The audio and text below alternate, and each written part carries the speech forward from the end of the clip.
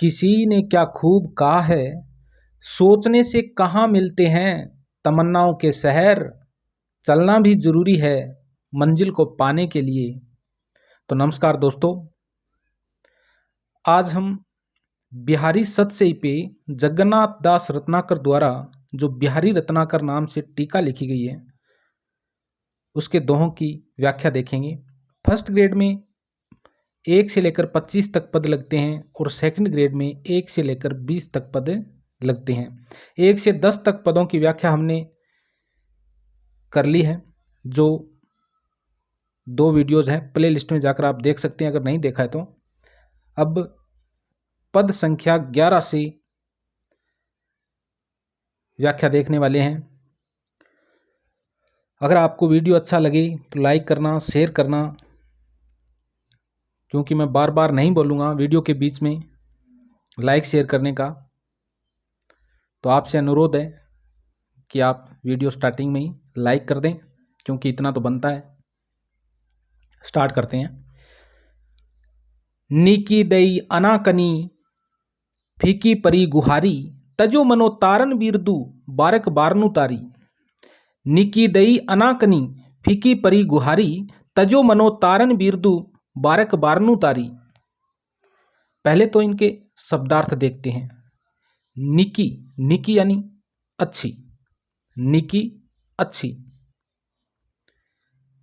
दई, दई यानी देना या फिर रीति। अनाकनी, अनाकनी यानी सुनकर भी अनसुनी कर देना। अनाकनी यानी सुनकर भी अनसुनी कर देना, यानी टालम टोल कर देना। फीकी यानी प्रभाव रहित, फीकी यानी प्रभाव रहित। गुहारी, गुहार यानी पुकार। तजो यानी त्यागना, त्याग दिया। मनो यानी मानो। तारन यानी उद्धार करना। बिरदु प्रशंसा या यश। बारक यानी एक बार। बारनु यानी हाथी, बारनु यानी हाथी। तो एक एक शब्द का अर्थ बता रहा हूं, इन शब्दार्थों को याद कर लो ढंग से, कहीं पे दिक्कत नहीं आने वाली है। अगर मन से आप वीडियो को देखोगे तो आपको याद होने वाला है। निकी यानी अच्छी, दई देना या रीति, अनाकनी टालम टोल करना, सुनकर भी अनसुनी कर देना, फीकी यानी प्रभाव रहित, गुहारी यानी पुकार, तजो यानी त्यागना, तारन उद्धार करना, बिरदु प्रशंसा या यश, बारक एक बार, बारनु हाथी, तारी यानी तार कर। अब इसकी व्याख्या देखते हैं। निकी दई अनाकनी फीकी परी गुहारी, तजो मनो तारन बिरदु बारक बारनु तारी। तो इस दोहे में बिहारी ने अपने भगवान को प्रार्थना न सुनने के लिए उपालंब दिया, यानी उलाना दिया, ओड़मो दिए। नीकी दई अनाकनी, नीकी दई अनाकनी, तो कवि क्या कहता है कि हे प्रभु, आपने अच्छी अनाकानी दी। नीकी दई अनाकानी यानी हे प्रभु, आपने तो अच्छी अनाकानी दी, यानी मेरी प्रार्थना पर खूब टालम टोल किया, यानी आपने तो सुनकर ही क्या कर दिया, अनसुना कर दिया। फीकी परी गुहारी, मेरी तो पुकार ही फीकी पड़ गई, मेरी तो पुकार ही फीकी पड़ गई। नीकी दई अनाकनी फीकी परी गुहारी, कि हे प्रभु, आपने अच्छी अनाकानी की, मेरी प्रार्थना पर खूब टालम टोल किया कि मेरी तो पुकार ही फीकी पड़ गई। तजो मनो तारन बिरदू बारक बारनु तारी। और ऐसा लगता है, और बारक बारनु तारी, और ऐसा लगता है आपने बारक यानी एक बार, बारनु यानी हाथी को, तारन यानी तार कर उद्धार करके, बारक बारनु तारी, और ऐसा लगता है कि आपने एक बार हाथी यानी गजेंद्र को ग्राह के फंदे से छुड़ाकर उसका उद्धार कर दिया। और तजो मनो तारन बिरदू, और अपना उद्धार करने वाला जो वीरद है, उद्धार करने वाला जो बिरध है यानी जो यश है ही छोड़ दिया। आपने तो एक बार हाथी को ग्राह के फंदे से छुड़ाकर उद्धार कर दिया और अब तो ऐसा लगता है जैसे आपने उद्धार करने का वीरद यानी यश ही छोड़ दिया है। अर्थात एक बार हाथी को तार कर आपने अब किसी को नए तारने का निश्चय कर लिया है। आपको समझ में आ गया होगा। आगे चलते हैं, इसका कोई विशेष देखते हैं कोई है तो। यानी प्रस्तुत दोहा प्रमाणित करता है कि कविवर बिहारी ने अपनी इस सतसई में केवल श्रृंगारप्रक दोहों की सृष्टि नहीं की, अपितु कहीं कहीं विषय परिवर्तन भी मिलता है। क्या मिलता है? विषय परिवर्तन भी मिलता है। कवि ने यथास्थान पर मुहावरों का सफल प्रयोग करके अभिव्यंजना को सशक्त बनाया है। कवि ने इस दोहे में निम्न मुहावरों का प्रयोग किया है: अनाकनी देना, ग्वार का फीका पड़ना आदि। ये दो मुहावरे भी काम में लिए हैं। अनाकनी करना यानी टालम टोल करना, ग्वार का फीका पड़ना, गुहार का फीका पड़ना यानी पुकार का फीका पड़ना। और इसमें अलंकार की बात करें तो तजो मनो तारन बिरदु, तजो मनो तारन बिरदु में उत्प्रेक्षा अलंकार को काम में लिया गया है। बारक बारनु में यमक अलंकार है। बारक बारनु में सभंग यमक अलंकार है। और संपूर्ण दोहे में देखें तो वक्रोक्ति अलंकार को काम में लिया गया है। तो दोस्तों, सही ढंग से अगर आपने वीडियो को सुना है, एक एक शब्द पे गौर किया है, तो आपको जरूर याद होगा। आगे चलते हैं। चितई ललचे है चखनू, डटी घूंघट पटमा है, छलसों चली छवाई के छिनकू छबीली छा है। चितई ललचे चखनू, डटी घूंघट पटमा है, छलसों चली छवाई के छिनकू छबीली छा है। अब इनके शब्दार्थ देखते हैं। चित्तई, चित्तई यानी देखना, चित्तई, चित्तई यानी देखना। ललचे, ललचे यानी ललचाए हुए। चखनू यानी नेत्रों से, आंखों से। चित्तई ललचे चखनू यानी ललचाए हुए नेत्रों से देखना, आंखों से देखना। डटी, डटी यानी डटकर। घूंघट पट माँ है, माँ मानी अंदर से, घूंघट पट यानी घूंघट का जो वस्त्र होता है उसके अंदर से। छल स्यों यानी छल, छल यानी बहाना, छल यानी बहाना। छुपाई, छुपाई नहीं, ये छुआई है, छुआई, छुआई यानी सप्रस करके। छिनकू, छिन यानी क्षण। छबीली, छबीली यानी संजीली, सुंदरी। छाए यानी छाया। चितई देखना, ललचे हो, ललचाए वे। चखनू नेत्र या आंख, डटी डटकर, माँ है अंदर। छल यानी बहाना, छुआई सप्रस, छिनकू क्षण, छबीली संजीली या सुंदरी, छाया और छाया, छा है यानी छाया। अब इस दोहे का सरलार्थ देखते हैं। तो पहले तो देखते हैं इसके अंदर है क्या।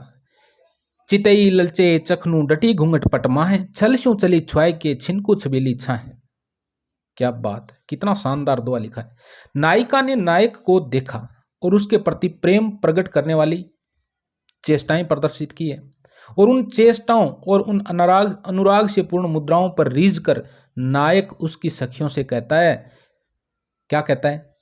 नायक कहता है कि चितई ललचे चखनू, डटी घूंघट पटमा है।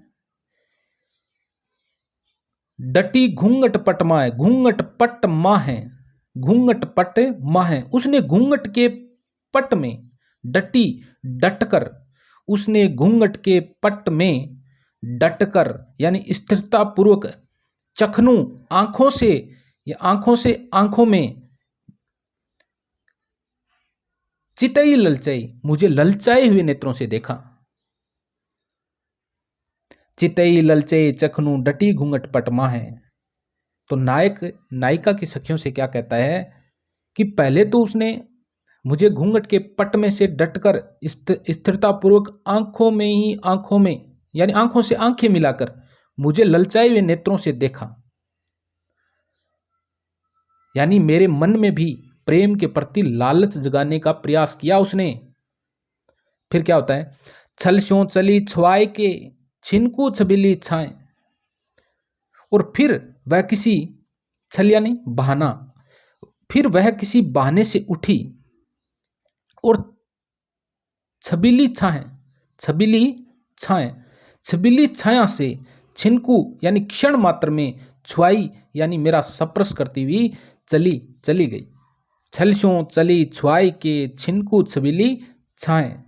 फिर वह किसी बहाने से उठी और छबीली छाया से क्षण मात्र मेरा सप्रश करती हुई चली गई, और मैं उसकी छाया के सप्रश मात्र से पुलकित हो गया, प्रसन्न हो गया।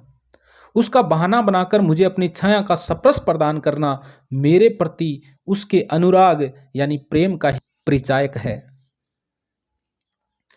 अब इनका विशेष देखते हैं। विशेष में देखें तो प्रस्तुत दोहे में कवि ने परकिया क्रिया विधवा नारी का वर्णन किया है। नायिका लोक लाज के कारण नायक के शरीर का सप्रश नहीं कर सकी, किंतु उसकी प्रति छाया यानी उसकी छाया को सप्रश करके उसे अवश्य ही किंचित यानी थोड़ा ही सही संतोष प्राप्त हुआ होगा। परकिया क्रिया विदग्धा नायिका की कायिक चेष्टाओं का प्रभाव उत्पादक वर्णन किया गया है। बात करें अलंकार की तो छिनकू छबीली छाया में वृत्तानुप्रास अलंकार काम में लिया गया है, और संपूर्ण दोहे में देखें तो युक्ति यानी उस नायक को रिझाने की युक्ति काम में ली गई है। तो संपूर्ण दोहे में युक्ति अलंकार है। आगे चलते हैं। दोहा नंबर 13 है, जोग जुक्ति सीखिए सबे मनो महामुनि मेन, चाहत पिए अद्वैतता काननु सेवत नेन। जोग जुक्ति सीखिए सबे मनो महामुनि मेन, चाहत पिए अद्वैतता काननु सेवत नेन। तो सबसे पहले तो शब्दार्थ देखते हैं। जोग, जोग यानी योग, जुक्ति यानी युक्ति, जोग योग, जुक्ति यानी युक्ति, युक्ति यानी उपाय। महामुनि, महामुनि यानी महायोगी। मेन, मेन यहां कामदेव के लिए आया है। महामुनि मेन, महायोगी कामदेव। प्रिय यानी प्रिय। अद्वैतता, अद्वैतता का यहां अर्थ आत्मा और परमात्मा से लिया गया है। काननु, काननु के दो अर्थ लिए जा सकते हैं, एक तो वन और दूसरा कान। सेवत यानी सेवन, सेवत का हो जाएगा सेवन। नेन नेत्र। जोग जुक्ति सीखिए सबे मनो महामुनि मेन, चाहत पिय अद्वैतता काननु सेवत नेन। जोग यानी योग, जुक्ति यानी युक्ति, महामुनि महायोगी, मेन यानी कामदेव, प्रिय प्रिय, अद्वैतता, अद्वैतता यहाँ आत्मा और परमात्मा के लिए आया है। काननु, काननु में श्लेष अलंकार है, एक तो अर्थ होता है वन और एक होता है कान। सेवत यानी सेवन, नेन यानी नेत्र। अब इस दोहे का सरलार्थ देखते हैं।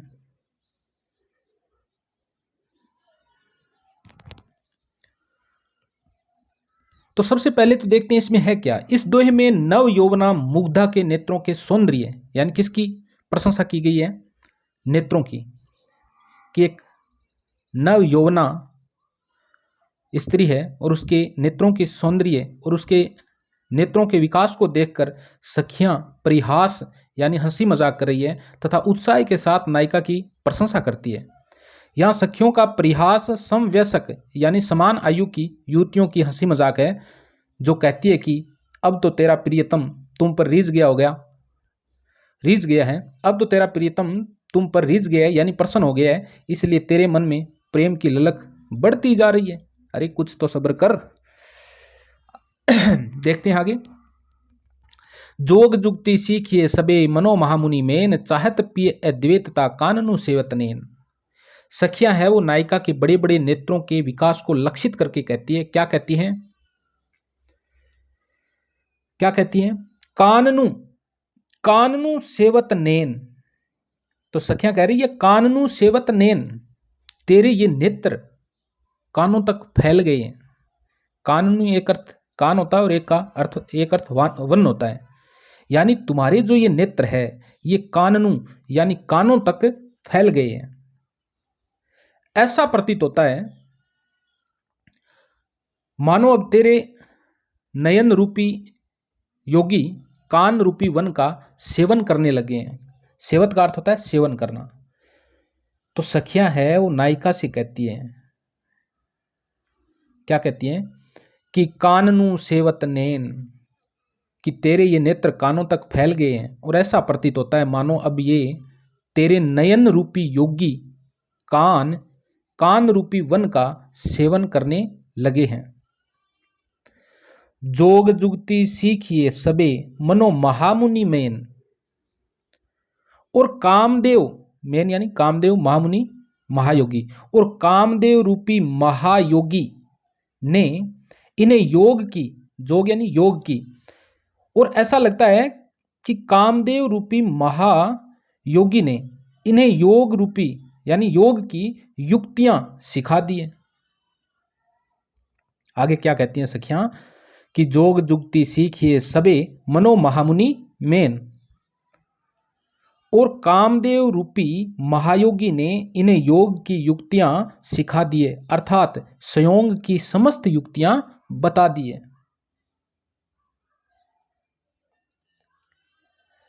चाहत पिय अद्वैतता, चाहत पिय अद्वैतता, और अब ये नेत्र रूपी योगी प्रियतम से अद्वैत भाव यानी संयोग भाव की स्थापना करना चाहते हैं। और किस तरीके से चाहते हैं, यहां पर सलेंस अलंकार भी तो है। ये चाहते हैं जैसे योगी परमात्मा से अद्वैत भाव स्थापित करना चाहता है, वैसे ही तेरे ये नेत्र प्रिय के साथ संयोग की कामना करते हैं। जैसे योगी परमात्मा से अद्वैत भाव स्थापित करना चाहता है, वैसे ही तेरे ये नेत्र प्रिय के साथ संयोग की कामना करते हैं। तो जोग जुक्ति सीखिए सबे मनो महामुनि मेन, चाहत पी अद्वैतता कानूनु सेवत नैन। तो सखिया नायिका से कहती है कि तेरे ये नेत्र कानों तक फैल गए हैं और ऐसा प्रतीत होता है मानो अब ये तेरे नयन रूपी योगी कान रूपी वन का सेवन करने लगे हैं। जोग जुक्ति सीखिए सबे महामुनि मेन, और कामदेव रूपी महायोगी ने इन्हें योग की युक्तियां सिखा दिए, अर्थात संयोग की समस्त युक्तियां बता दिए। चाहत पिय अद्वैतता, और ये नेत्र रूपी योगी प्रियतम से अद्वैत भाव यानी संयोग भाव की स्थापना करना चाहते हैं। जैसे योगी परमात्मा से अद्वैत भाव स्थापित करना चाहता है, वैसे ही तेरे ये नेत्र प्रिय के साथ संयोग की कामना करते हैं। उम्मीद है आपको समझ में आया होगा। अगर नहीं आया है तो एक बार वीडियो को बैक करके देख लेना। विशेष देखते हैं। कवि ने जोग, प्रिय, काननू और नैन के श्लिष्ट प्रयोग के कारण इस दोहे में दो अर्थों की व्यंजना की है। श्रृंगार और योग संबंधी इन दो परस्पर विरोधी अर्थों की व्यंजना की है। विलक्षण प्रतिभा की परिचायक है। प्रस्तुत दोहे में कवि ने नारी मनोविज्ञान का भी परिचय दिया है। समवयस्क युवतियों का परस्पर शिष्ट परिहास इसी प्रकार का होता है। अलंकार की बात करें तो महामुनि मेन में कौन सा अलंकार है? रूपक अलंकार है। जोग जुक्ति, योग युक्ति, जोग जुक्ति में छेकानुप्रास अलंकार है। जोग, पिय, काननू और नैन इन सब में क्या है? सलेंस अलंकार है। और संपूर्ण दोहे में देखें तो फलोत्प्रेक्ष्य अलंकार है। और मनो महामुनि मेन इसमें वर्त्यानुप्रास अलंकार है। तो ये विशेष भी है। एक एक चीज को ध्यान में रखना है, कौन सा अलंकार है। तो वीडियो को पूरा ध्यान से देखना है। और अब की बार तो चाहे फर्स्ट ग्रेड हो चाहे सेकंड ग्रेड हो, क्लियर करना है। चलो आगे चलते हैं। क्या हुआ? हाँ, दोहा नंबर 16 ये। खरी पातरी पान की कौन बाहु बानी, आग कली ने रली करे अली अली जिए जानी। खरी, खरी, खरी का मतलब होता है, क्या मतलब होता है खरी का? खरी यानी बड़ी। खरी का मतलब होता है बड़ी। पात्री, पात्री का मतलब होता है कच्ची। पान यानी कान। बहाऊ, बहाकर, कौन, कहाँ। बानी यानी आदत। बानी यानी ये वो वाणी नहीं है, ये बानी है। बानी यानी बाण यानी आदत। आक कली ने रली, रली, रली होता है रमण। अली, अली, प्रथम अली का अर्थ है भंवरा और सेकंड अली का अर्थ है सखी। जिए, जानी, जिए जानी, जानी यानी जानना, जिए मानी हृदय में। खरी पात्री पान की कौन बाहू बानी, आग कली ने रली करे, अली अली जिए जानी। खरी यानी बड़ी, पात्री यानी कच्ची, कान यानी पान यानी कान, कौन यानी कहाँ, बाहुन यानी बहाकर, बानी यानी आदत, रली यानी रमण, अली भंवरा और सेकंड अली सखी। ये तो हो गया शब्दार्थ। अब इनका देखते हैं सरलार्थ। अगर दोस्तों बढ़िया लग रहा है, समझ में आ रहा है, तो कम से कम लाइक करो। अगर कोई कमी दिखाई दे रही है तो कमेंट करके बताओ ताकि आगे सुधार सकें। तो इस दोहे में क्या बताया गया है, सबसे पहले तो इस दोहे में देखते हैं क्या है। खरी पात्री पान की कौन बाहू बानी, आग कली न रली करे, अली अली जिए जानी। इस दोहे में मध्या नायिका का मान प्रकट होता है। यानी नायिका ने सुना था कि उसके प्रिय नायक ने अन्य स्त्री के साथ रमण किया है, तो वह मानकर बैठती है और प्रिय से किससे रूठ जाती है? वो प्रिय से रूठ जाती है। रूठ कर यानी रूठती क्यों है? क्योंकि वो उसके प्रेम पर शंका करने लगती है। और प्रेम दो के बीच में विश्वास की कड़ी होती है, और जब विश्वास उठ जाता है तो फिर शंका होती है, और शंका होती है तो प्रेम नहीं रहता है भाई। तो यहां पर एक नायिका की सखी है, और नायिका की सखी नायिका को समझाती हुई कहती है, खरी पात्री पान की, तू कान की बड़ी पतली है, कान की बड़ी कच्ची है। खरी यानी बड़ी, पात्री यानी कच्ची, पान यानी कान। खरी पात्री पान की, तू कान की बड़ी पतली है, अर्थात हर किसी की बात पर विश्वास कर लेती है। कौन बाहु बानी, कौन यानी कहाँ, बाहु मानी बहाकर, बानी, बानी यानी आदत। तेरा यह स्वभाव, तेरी यह आदत तुझे बहा ले जाने वाला है। खरी पात्री पान की कौन बाहु बानी। तो एक सखी नायिका से कहती है कि तू कान की बड़ी पतली है, तू कान की बड़ी कच्ची है, हर किसी की बात पर विश्वास कर लेती है। तेरा यह स्वभाव तुझे बहा ले जाने वाला है, यह स्वभाव तेरा विनाश कर देगा।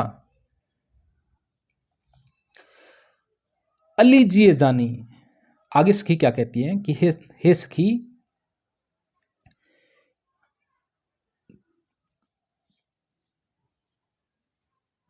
तू अली जिए जानी, कि हे सखी तू अपने हृदय में इस बात को भली प्रकार जान ले।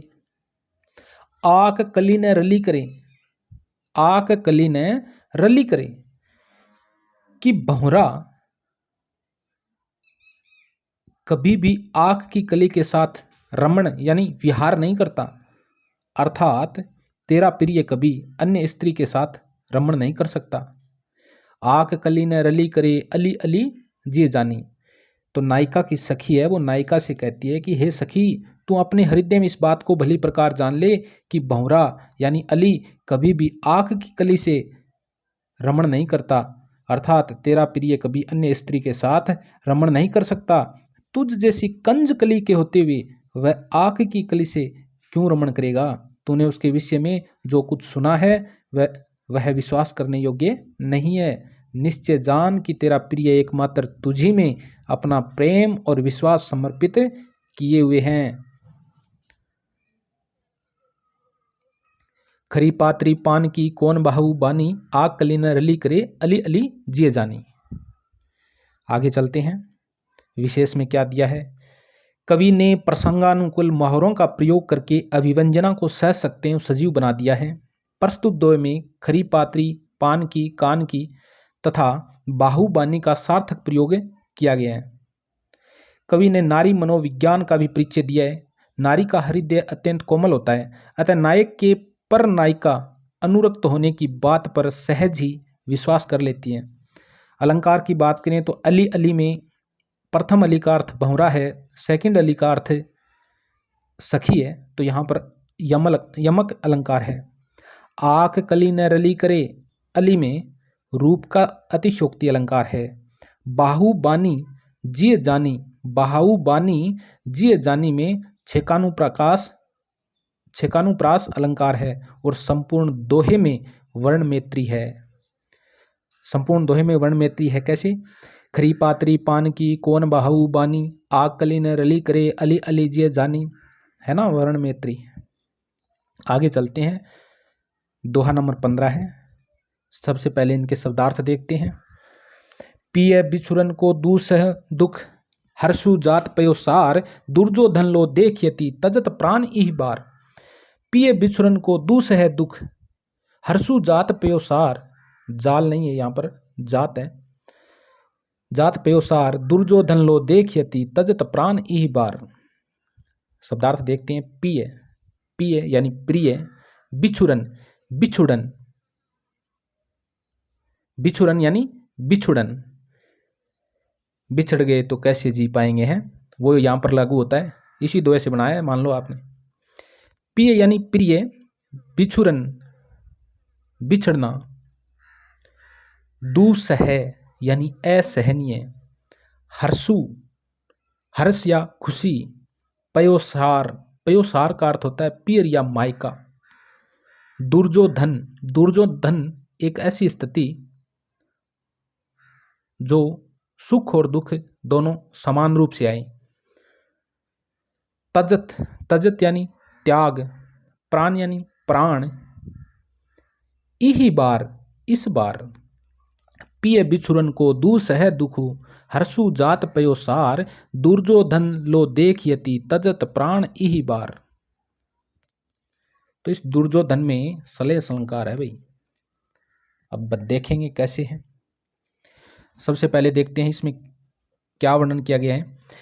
पिय बिछुरन को दूसह दुख, हर्षु जात पयो सार, दुर्जोधन लो देखयति तजत प्राण इही बार। इस दोहे में मध्या नायिका के पिहर जाने के समय की भावप्रवण स्थिति का चित्रण है। पहले तो वह मुग्धा नायिका थी, अतः उसे पियर जाते समय नायक के वियोग का दुख नहीं सताता था, किंतु अब वह मध्यावस्था के कारण जब वह पियर जाने को तैयार होती है तो दुविधापूर्ण मानसिक दशा को प्राप्त करती है। एक और उसे पिहर जाने की प्रसन्नता है तो दूसरी ओर प्रियतम से वियोग का दुख। कवि ने यहाँ इसी द्वंद्व का सुंदर चित्रण किया है। तो कवि क्या कहता है देखते हैं। पिय बिछुरन को दूसह दुख, हर्षु जात पयो सार, कि पिहर जाते समय हर्षु जात पयो सार, पिहर जाते समय उस मध्य नायिका को अपने माता पिता भाई भौजाई से मिलने का क्या है, हर्ष है, खुशी है, इसलिए वह हंसती हुई पिहर जा रही है। हर्षु जात पयो सार, हंसती हुई पिहर जा रही है। और साथ ही साथ क्या है, पिय बिछुरन को दूसह दुख, साथ ही उसे अपने प्रियतम से बिछुड़ने का दुख भी है। अतः इस बार दुख और सुख एक साथ आ जाने से ऐसा लगता है कैसा, दुर्योधन लो देखयति तजत प्राण इही बार, मानो दुर्योधन के समान प्राण त्यागने की स्थिति आ पहुंची है।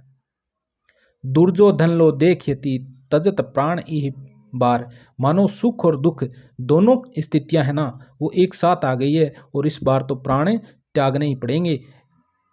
या फिर दुर्योधन के समान दुख और सुख की स्थिति एक साथ आ गई है, इस बार तो प्राण त्यागने ही पड़ेंगे। पिय बिछुरन को दूसो दुख, एक नायिका है वो पिहर जा रही है और क्या कहती है कि पिय बिछुरन को दूसो दुख, कि प्रिय से बिछुड़ना का असहनीय दुख, हर्ष जात पयो सार, और पिहर जाने की क्या है उसे खुशी है। दुर्जो लो देखियत तजत प्राण इही बार, दुर्जोधन यानी सुख और दुख की दोनों स्थिति एक साथ आ गई है तो ऐसा लगता है मानो प्राण त्यागने ही पड़ेंगे। दुर्योधन का क्या मतलब है यहाँ? दुर्योधन को इस मतलब है कि दुर्योधन को शाप मिला हुआ था कि जब भी उसके जीवन में सुख और दुख की साथ साथ अवतरणा होगी तब उसकी क्या हो जाएगी? मृत्यु हो जाएगी। और पीहर जाते इसमें सुख और दुख की एक साथ अनुभूति होने से नायिका के लिए भी मृत्यु योग सा बन गया है। एक बार और बता देता हूं। पिय बिछुरन को दूसो दुख हर्षु जात पे सार, दुर्योधन लो देखयति तद तज तजत प्राण ही बार। यानी नायिका पिहर जा रही है तो अपने माता पिता भाई भौजाइयों से मिलने का हर्ष है, इसलिए वह हंसती हुई पिहर जा रही है। साथ ही उसे अपने प्रियतम से बिछुड़ने का भी दुख है। अतः इस बार दुख और सुख एक साथ आ जाने से ऐसा लगता है मानो दुर्योधन के समान प्राण त्यागने की स्थिति आ पहुंची है। अब इसके देखते हैं विशेष। उपरोक्त दोहे में महाभारत की एक कथा का उल्लेख है। कथा इस प्रकार है। धृतराष्ट्र के पुत्र और कौरव पक्ष के नायक दुर्योधन को यह वरदान मिला हुआ था कि उसकी मृत्यु सुख और दुखात्मक स्थिति में होगी, यानी जब सुख और दुख एक साथ आएंगे। महाभारत के युद्ध में एक बार अश्वत्थामा ने द्रौपदी के 5 सुतों यानी पुत्रों को पांडव समझकर उसके सिर काट दिए। द्रौपदी के 5 पुत्रों की इस हत्या को पांडु पुत्रों की हत्या मानकर दुर्योधन अत्यधिक हर्षित हो उठा। तथापि जब उसे यह ज्ञात हुआ कि अश्वत्थामा ने पांडु पुत्रों के नहीं द्रौपदी के 5 पुत्रों के सिर काट डाले हैं तो उसका हर्ष विषाद में बदल गया। इसी द्विधापूर्ण स्थिति में दुर्योधन की मृत्यु हो गई। अलंकार देखें तो दुसहु दुख में छेकानु प्रकाश अलंकार है, छेकानु प्रास अलंकार है। और दूसरी पंक्ति में दुर्योधन लो देखयति तजत प्राण इहि बार में पूर्णोपमा अलंकार है। आज इतना ही पढ़ेंगे, बाकी का अगले वीडियो में देखेंगे। अगर आपको वीडियो अच्छा लगा है तो लाइक करें, शेयर करें, सब्सक्राइब करें, अपने दोस्तों को सेंड करें, व्हाट्सएप ग्रुप्स में शेयर करें। और कोई कमी रही है तो कमेंट करके बताओ, आप कमी सुधारा। और अगर बढ़िया बने तो कमेंट बढ़िया को मारो। ओके।